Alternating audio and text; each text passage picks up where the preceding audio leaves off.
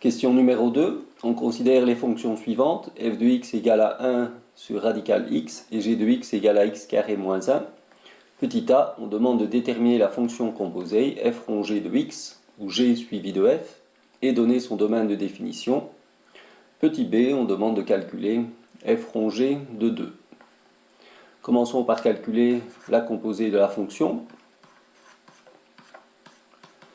Il faut donc calculer f de g de x, où g est égal à x carré moins 1, ce qui nous donne donc f de x carré moins 1. Et pour calculer f de x carré moins 1, nous savons que f de x est égal à 1 sur racine de x.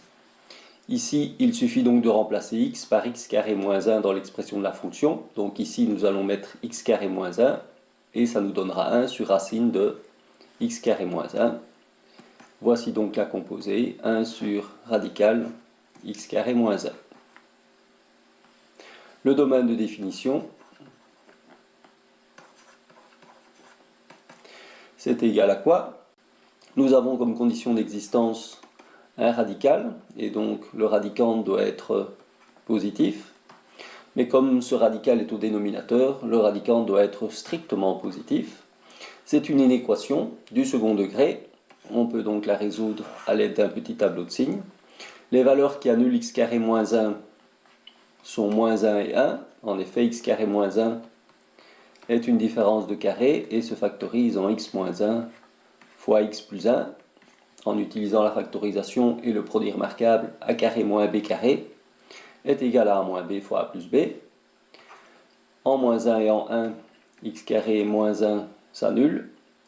X carré moins 1 est une parabole tournée vers le haut puisque le coefficient de x carré est positif et on a d'abord donc le signe plus, moins et plus. On a donc plus 0, moins 0, plus. On demandait ici que x carré moins 1 soit strictement positif et on prend donc tout ce qui est strictement avant moins 1, union tout ce qui est strictement après 1. Voici donc le domaine de définition, tout ce qui est strictement avant moins 1, union tout ce qui est après 1. Enfin, petit b, on demande simplement de calculer cette composée à la valeur d'abscisse 2. Et donc on peut directement simplement remplacer x par 2 dans l'expression que nous avons trouvée. On aura donc 1 sur radical de 2 au carré moins 1, c'est-à-dire 1 sur radical de 4 moins 1, racine de 3. Si on rationalise le dénominateur, on obtiendra radical de 3 sur 3.